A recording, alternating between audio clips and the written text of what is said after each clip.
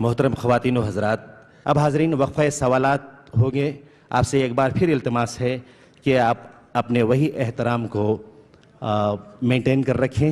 اس کے بعد جلسہ برخاست ہوگا. سوال یہ ہے کہ ہندوستان کے مسلمان پاکستانیوں کو بھائیوں سے بڑھ کر سمجھتے ہیں، لیکن یہ جذبہ پاکستانی بھائیوں میں اتنا نہیں ہے. ایسا کیوں؟ اس کی وضاحت فرمائیں.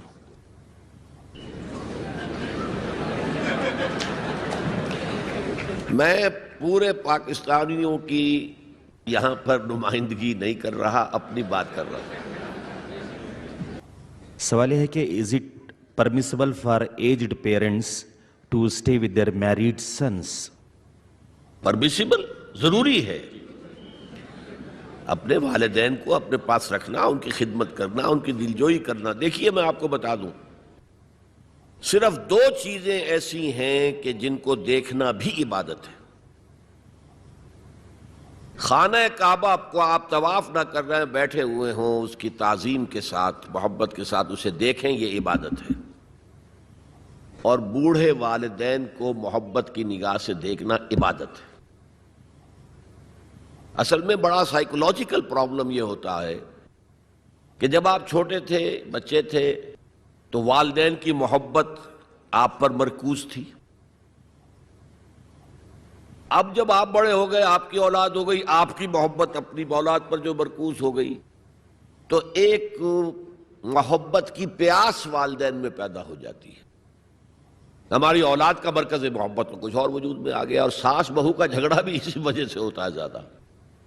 تو اس پہلو سے یہ ہے کہ اگر آپ والدین کو محبت دیں گے اور ان کو محبت بھری نگاہ سے دیکھیں گے تو یہ بھی عبادت ہے.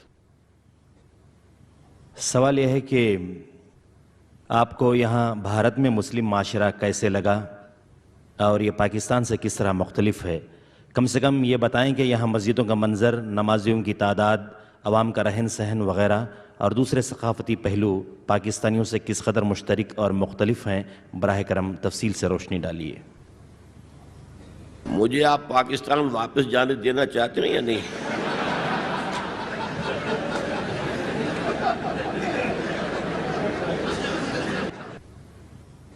سوال یہ ہے کہ دل کی نماز کا اکثر چرچا ہوا کرتا ہے. جی، سوال یہ ہے کہ اکثر دل کی نماز کا چرچا ہوا کرتا ہے. یہ دل کی نماز کا مسئلہ کیا ہے؟ کیا یہ سچ ہے؟ میں تو واقف نہیں ہوں، آپ سے پہلی مرتبہ سنا ہے. یہ میں جانتا ہوں کہ نماز دل کے ساتھ پڑھنی چاہیے، دلی آمادگی کے ساتھ پڑھنی چاہیے، لیکن دل کی نماز کیا ہے یہ میرے علم میں نہیں. ایک اور سوال ہے کہ ہم غیر مسلم کے سامنے یہ کیسے بیان کر سکتے ہیں وضاحت کے ساتھ کہ حضور اکرم صلی اللہ علیہ وسلم نے کئی شادیاں کی تھیں، کبھی یہ بھی کہا جاتا ہے کہ 11 ان کی بیویاں تھیں. کس طرح ہم اس کی وضاحت ان کو کر سکتے ہیں؟ کیسے اس کا ہم ان کو جواب دے سکتے ہیں؟ جواب دیجئے کہ راجہ دسرتھ کی کتنی تھیں، حضرت داؤد علیہ السلام کی کتنی تھیں. یہ ہر دور کی بات ہے. پولی گیمی جو ہے دنیا میں ہمیشہ رہی ہے. اور خاص طور پر قدیم زمانے میں جو سردار ہوتے تھے وہ اس لیے بھی شادیاں کیا کرتے تھے زیادہ کہ مختلف قبیلوں سے ان کے رشتے قائم ہو جائیں، تو اس سے یہ کہ سیاسی مصلحت بھی حاصل ہوتی تھی. پھر حضور یہ بھی چاہتے تھے کہ عورتوں کے بارے میں میری تعلیمات زیادہ سے زیادہ خواتین آگے پہنچا سکیں میرے بعد.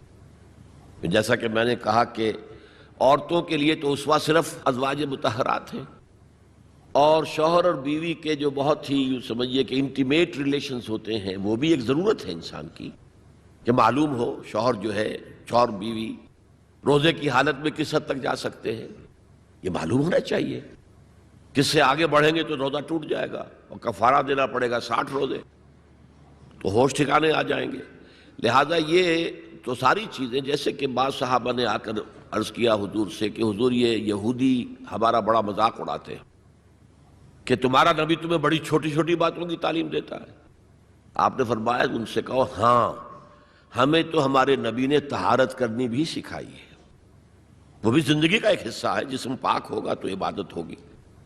لہٰذا یہ ساری چیزیں جو ہے وہ اس کے لیے بھی ضرورت تھی. خاص طور پر حضرت عائشہ کے ساتھ اس کے ینگ ایج میں شادی کی سب سے بڑی زرز و غائب، کیونکہ انہیں اتنا عرصہ ملا پھر بعد میں، اور وہ معلمہ امت بن گئیں، اور وہ جو فقہائے صحابہ ٹاپ کے ہیں ان میں ان کا شمار ہے۔ اس اعتبار سے عبداللہ ابن مسعود ہیں، حضرت عمر ہیں، حضرت علی ہیں، یہ ہے فقہائے صحابہ، اور ان میں ہی حضرت عائشہ صدیقہ رضی اللہ تعالی عنہ کا نام بھی ہے۔ پوچھا گیا ہے کہ ladies are forbidden to see غیر محرم but we are seeing you while you are preaching, can it be permissible? آپ نگاہیں نیچی رکھیں۔